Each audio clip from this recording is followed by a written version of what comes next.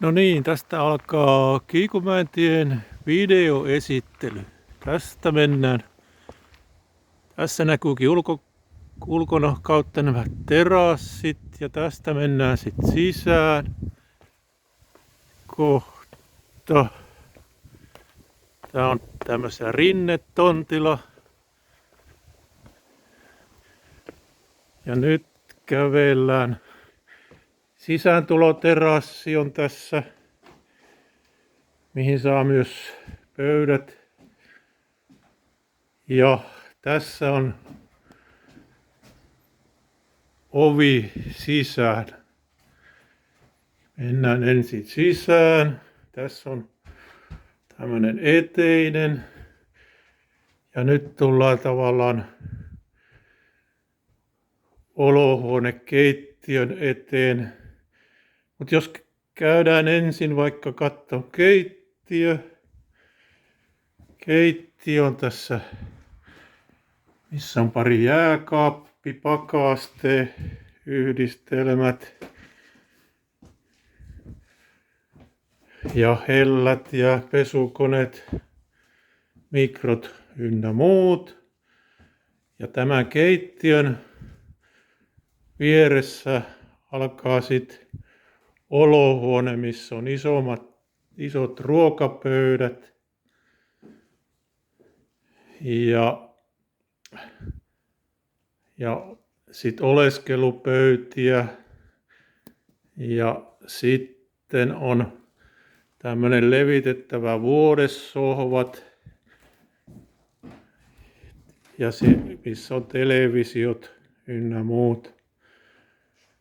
Ja tähän olohuoneen yhteydessä on myös parvi, mistä löytyy 2 nukkumapaikat myös. Ja sitten jos kävellään tästä makuuhuoneisiin, tässä on 2 omalla erillistä makuuhuonetta, missä on 2 nukkumapaikat. Ja sitten on makuuhuoneiden yhteydessä on myös säilytyskaapit, missä on kaikki vuodevaate ynnä pyyhkeet sun muut. Ja sitten jos mennään toiseen makuuhuoneeseen, se on vähän vastaavan kokoinen ja siellä on parisänky ja siellä on myös säilytystilakaapit,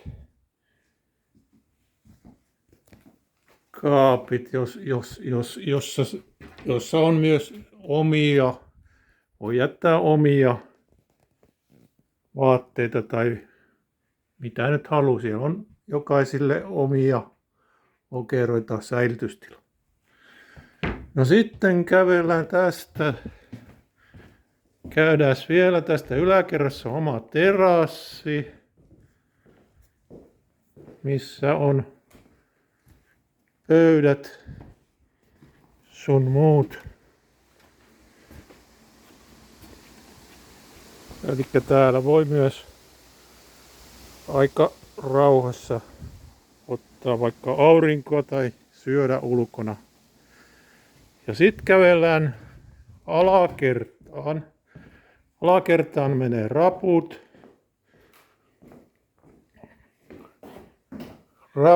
Missä on sitten mennään alakertaan. Alakerran ensimmäisenä tulee vastaan myös toinen vessa.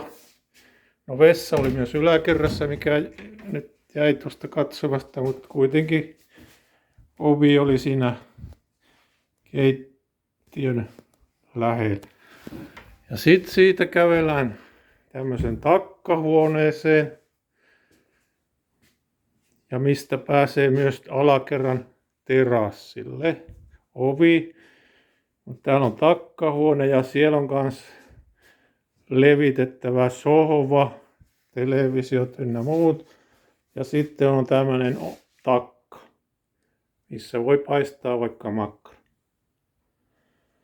Sitten jos kävellään tästä saunaan päin, niin mennään saunan eteiseen, missä on oleskelutila. Saunan, missä voi vaikka jättää vaatteet sun muut. Ja tästä myös pääsee suoraan tonne alakerran terassiin. Vaikka vilvottelee saunan jälkeen. Ja jos vielä mennään takaisin ja tän oikealla tulee pesuhuone, missä on kuivauskaapit, pesukoneet, kuivausrummut, pari suihkua tässä saunan yhteydessä. Ja tää on aika vasta tehty remontti, kuten kuvista näki. Ja sitten jos katsotaan vielä vilkastaan saunaan, niin sauna on tässä pesuhuoneen vieressä. Ja täällä on aika tilavat istuimet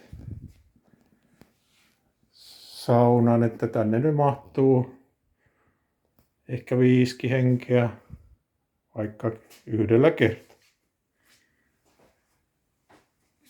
No tässä oli äkkiä esiteltyä tämä Kiikunmäentien 55 kiinteistö.